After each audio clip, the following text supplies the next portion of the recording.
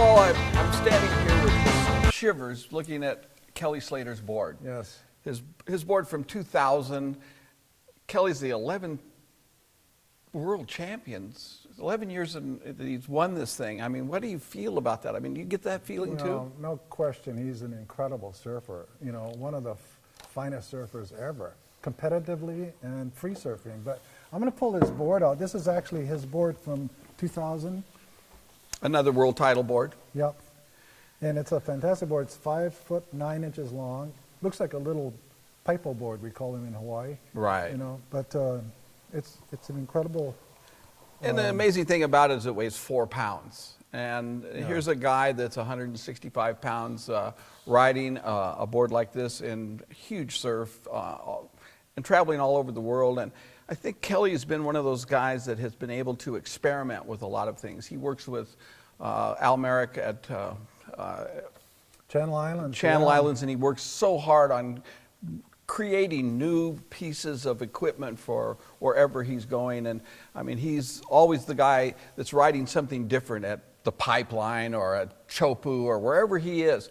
And I mean, it's amazing to look at this and see that this guy, Kelly Slater, 11-time world champion. Well, this is where the sport has come, you know, from these long, solid wood boards that, you know, were at least 10 to 11, some cases 12 feet long, to this little board, and they're even shorter now. But what's unique about this board is, unlike the longer boards, you know, the wax goes up to here, which is probably maybe 4 foot 8 inches, but the board is really ridden all the way back, you know, towards the back end really, and it's amazing to think that you don't walk up and down on the board like we used to, you know, right, on these longer boards. So it's a whole different style of surfing that you have to incorporate when you're riding a short board like this. This is the amazing side of the evolution of surfing, that this is what it's come to, and we didn't know back then. So we rode what was available. We were riding what was just there, and now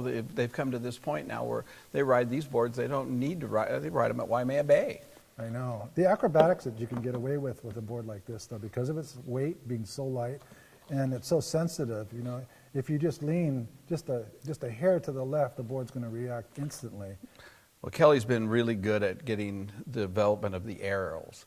I mean, this guy flies through the air, and, you know, if we saw what happened at San Francisco, the time is running out. It's the last part of this heat, and he busts this huge air and wins the contest. Yeah, no kidding. And it just was amazing. It's really phenomenal what they're doing now, and especially Kelly. So this is really a testament to modern surfing right here. Well, I think that as much as Duke did to bring the sport forward to the public, Kelly has advanced the sport to a point where they're talking about putting him on the cover of SI. I know I actually voted for him to have a cover on Sports Illustrated. So, I mean, this is really a transition that we didn't see coming, did we? No, I mean, Muhammad Ali was an incredible, you know, athlete, competitive athlete, you know, and when I think about Duke Kahanamoku, who really is considered the father of modern surfing, he really kicked it off, you know, for all of us. But Duke was a extremely powerful man. He had to be to ride those big boards. But Kelly he's really an acrobat to me. I mean, what he's able to do and get the positions he gets himself into, and using a board. In fact, he's riding much smaller boards than this right now.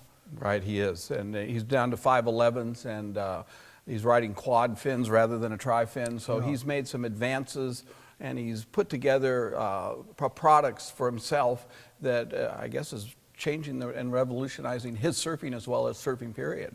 Totally, but you know, one good thing is that they cost a lot less now, because you're using a lot less product. Well, but you see, you have to have one for each foot now. Yes.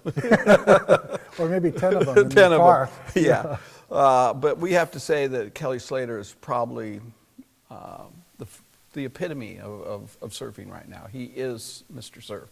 Yeah. In training and equipment and just his focus on winning, and the fact that he has 11 world titles. No one's even come close to that. I don't think anybody will ever duplicate or beat that record, for sure. Well, Paul, what do you think? You think you ride one? I'd like to, but I prefer to catch a lot more waves than I would on this board. Me too.